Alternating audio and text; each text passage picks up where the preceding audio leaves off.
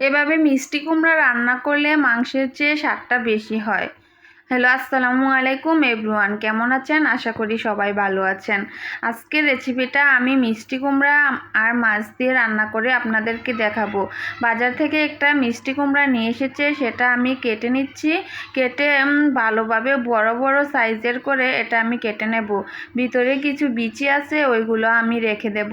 বিচিগুলো আরেকটা অন্য কাজে লাগাতে পারবো। এই যে বড় বড় সাইজ করে আমি কেটে নিয়েছি গোট গোট করে। এখন আমি এই মিষ্টি কুমড়াগুলো ধুয়ে নেব ভালো করে। ধুয়ে এতে হলুদ আর লবণ মেখে ভালো করে মাছ যেভাবে ভাজে সেভাবে ভাজতে হবে।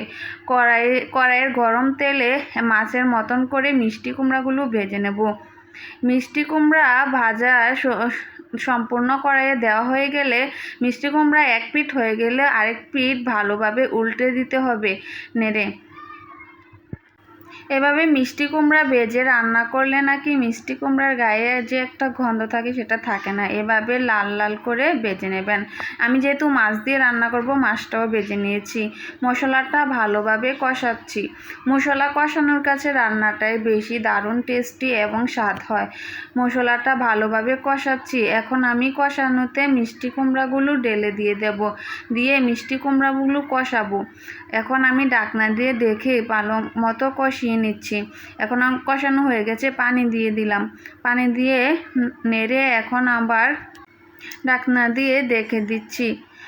তারপর এই যে মাছগুলো ভেজে রেখেছিলাম, এখন মাছগুলো আমি দিয়ে দেব এই তরকারিতে।